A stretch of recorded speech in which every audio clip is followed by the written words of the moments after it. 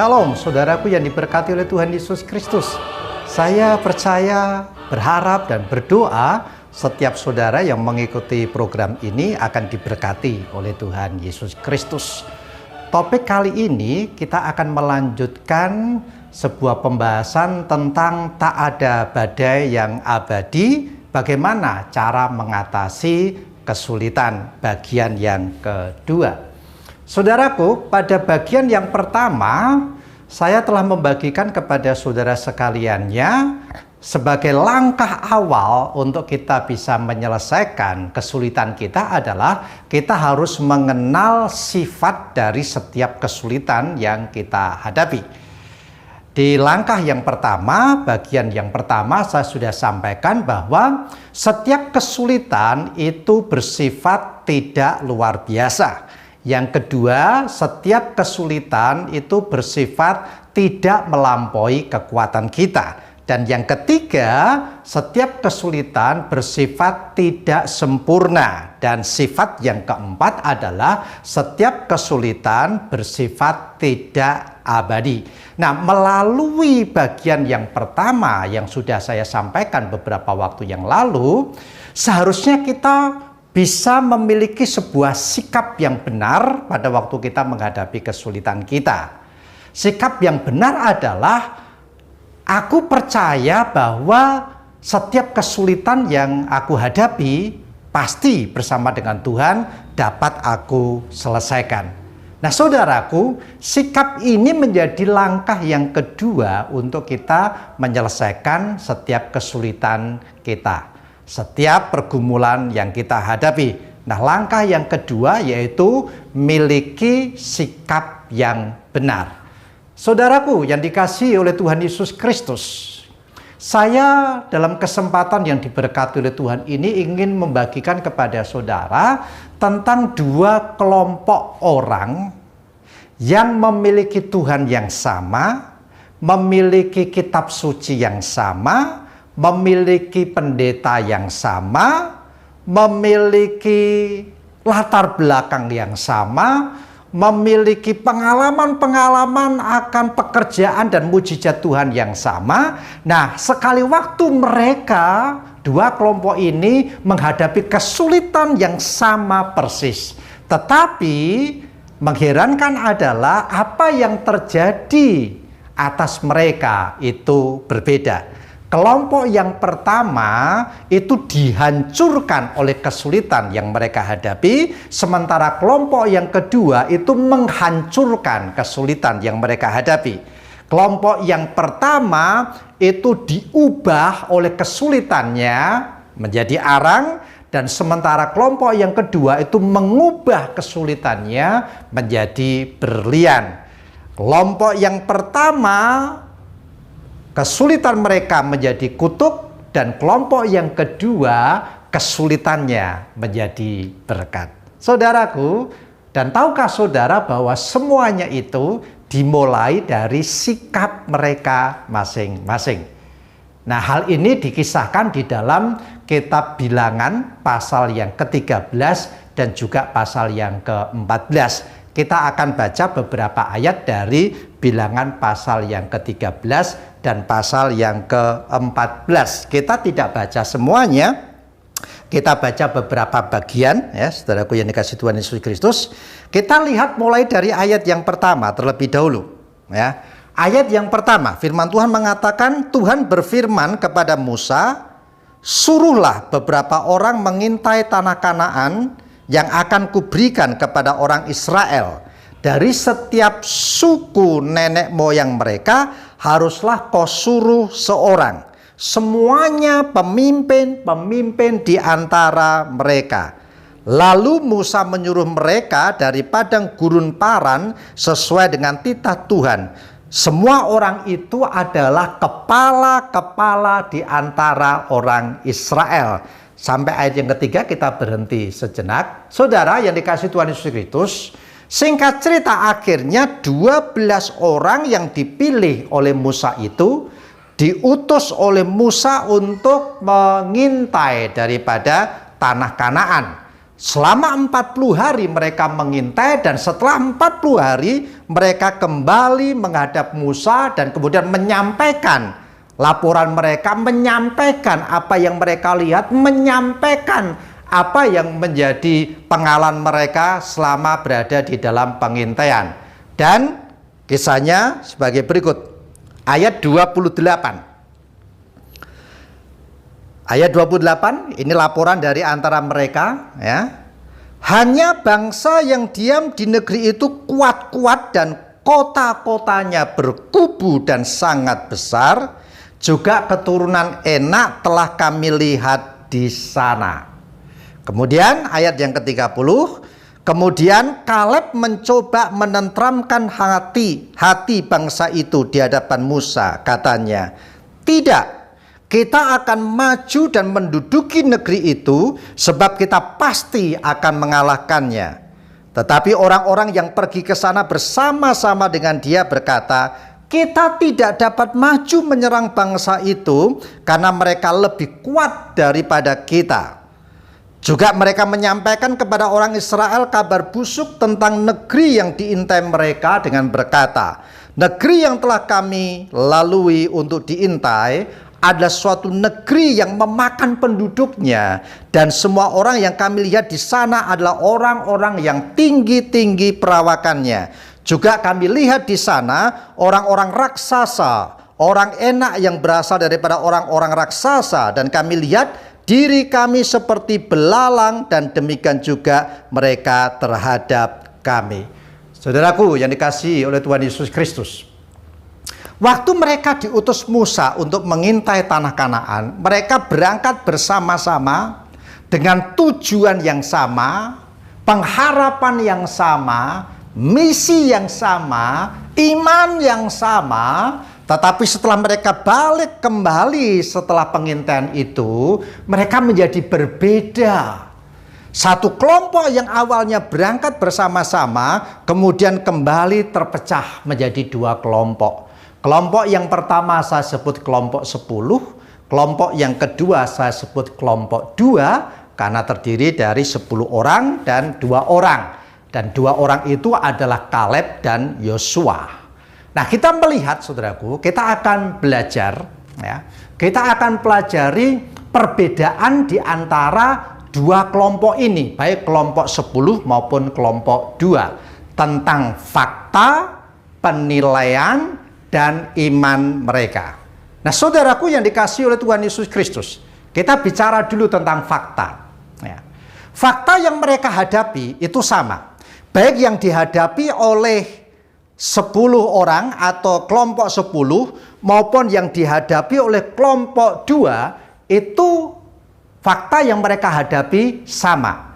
Faktanya yaitu bahwa orang-orang yang ada di tanah Kanaan itu mereka tinggi-tinggi perawakannya, dan sebagian dari antara mereka adalah keturunan raksasa. Ini adalah fakta yang memang mereka lihat. Ini adalah fakta yang mereka hadapi. Dan kalau itu diterjemahkan di dalam bahasa sehari-hari kita, maka itulah sebuah kesulitan yang mereka hadapi, yang harus mereka lalui supaya mereka bisa memasuki tanah Kanaan. Kesulitannya sama, baik kelompok 10 maupun kelompok 2. Tantangannya sama, fakta yang dihadapi sama. Tetapi coba kita lihat, dari fakta yang sama, dua kelompok ini memiliki penilaian yang berbeda.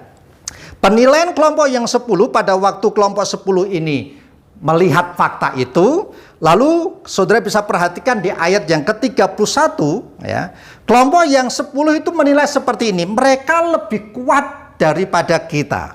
Lalu ayat 33, kami lihat diri kami seperti belalang dan demikian juga mereka terhadap kami. Itu adalah penilaian daripada kelompok 10 setelah melihat fakta, setelah melihat kesulitan. Penilaian 10 kelompok seperti itu. Lalu bagaimana dengan kelompok yang 2? Apakah penilaiannya sama? Pasal yang ke-14 ayat yang ke-9. Kelompok yang kedua mengatakan, sebab mereka akan kita telan habis, Tuhan menyertai kita. Saudara yang dikasihi oleh Tuhan Yesus Kristus, sebagian daripada penduduk Kanaan memang perawakannya tinggi-tinggi. Ya, betul.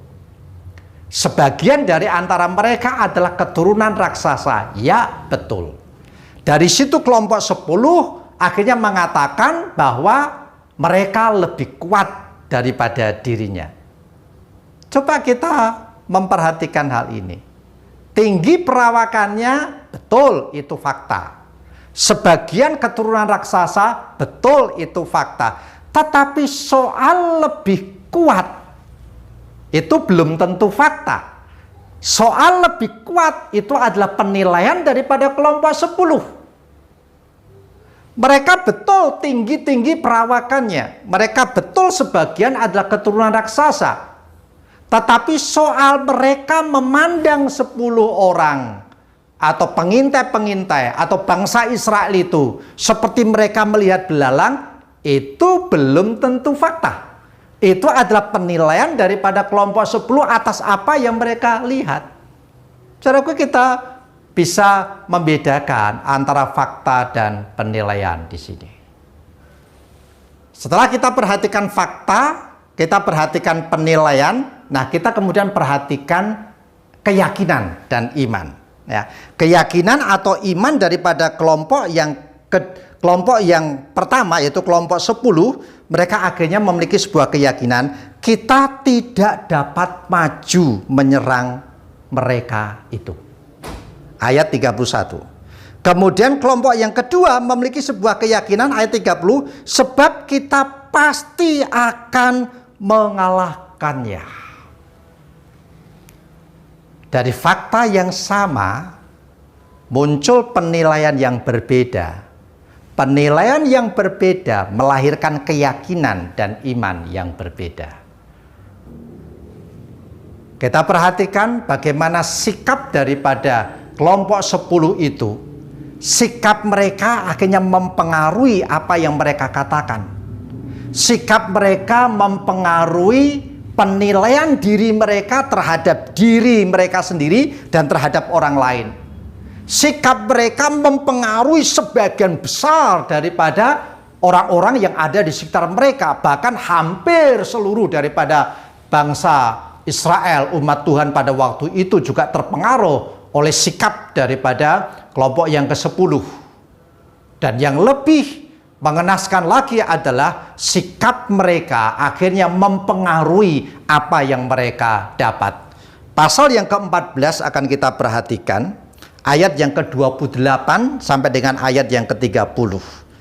Katakanlah kepada mereka, ini firman Tuhan, demi aku yang hidup, demikianlah firman Tuhan, bahwasanya seperti yang kamu katakan di hadapanku, demikianlah akan kulakukan kepadamu. Di padang gurun ini bangkai-bangkaimu akan berhantaran, yakni semua orang di antara kamu yang dicatat, semua tanpa terkecuali yang berumur 20 tahun ke atas, karena kamu telah bersungut-sungut kepadaku, bahwasanya kamu ini tidak akan masuk ke negeri yang dengan mengangkat sumpah telah kujanjikan akan kuberi kamu diami, kecuali Kaleb bin Yefune dan Yosua bin Nun. Sikap mereka akhirnya mempengaruhi, menentukan apa yang mereka peroleh. Kelompok 10 akhirnya dimurkai oleh Tuhan.